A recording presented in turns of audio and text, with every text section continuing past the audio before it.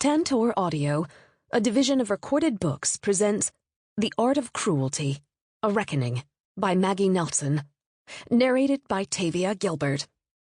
Styles of Imprisonment. One should open one's eyes and take a new look at cruelty, Friedrich Nietzsche exhorted in Beyond Good and Evil, 1886, in which Nietzsche famously attempts to lay waste to traditional notions of morality, especially those associated with Christianity. Nietzsche hoped that, in catapulting beyond the poles of good and evil, kindness and cruelty, the true energy and strength of mankind would be liberated. In art, as in life, this energy, which Nietzsche termed our will to power, would pour forth. It would dance. It would shine.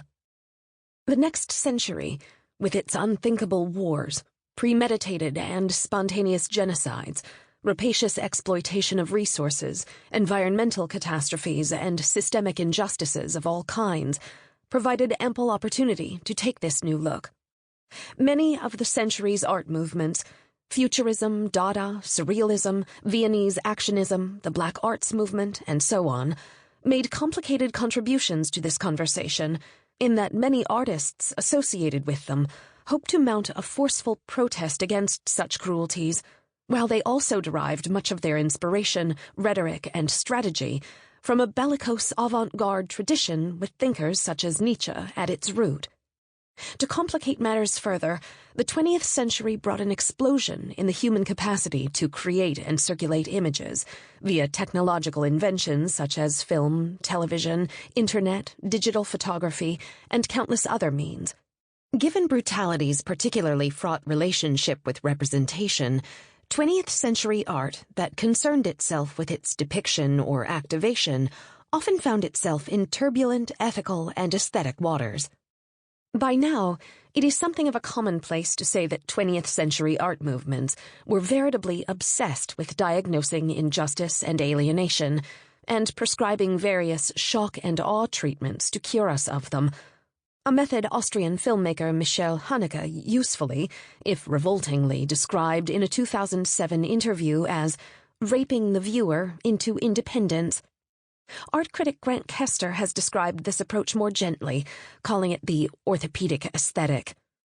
In short, the idea is that there's something wrong with us from the get-go, be it the mark of original sin, or, conversely, as Nietzsche would have it, adherence to the slave morality of Christianity, alienation from our labor, a fatal rift with nature, being lost in a forest of simulations, being deformed by systems such as capitalism and patriarchy, westernization, not enough westernization, or simply an epistemological lack, as Kester has put it, that requires forceful, in other words, orthopedic, intervention to correct. This premise is so ubiquitous that it allows phony wagers such as Haneke's to go largely unchallenged in both artistic and political arenas. It isn't that many serious thinkers loudly profess to believe in them anymore, but rather that the habits of thought which have accrued around them remain largely intact, even when their core has been roundly disavowed. As anarchist anthropologist David Graeber puts it in an excellent short essay, The Twilight of Vanguardism, revolutionary thinkers have been declaring the age of vanguardism over for most of a century now. Outside a handful of tiny sectarian groups, it's almost impossible to find radical intellectuals who seriously believe that their role should be to determine the correct historical analysis of the world situation, so as to lead the masses along in the one true revolutionary direction. But, rather like the idea of progress to which it's obviously connected, it seems much easier to renounce the principle than to shake the accompanying habits of thought. This book attempts such a shaking. There are, of course, major trends in contemporary art that have set themselves explicitly apart from the vanguardist shock and awe strategies just described. Indeed, while writing, I have been often haunted by the fact that much, if not most of the art surrounding me at present, follows a different trajectory altogether, one that goes by the name of relational aesthetics, or conversational art, or social practice, or community-based art, or literal art, or, as Kester... Sample complete.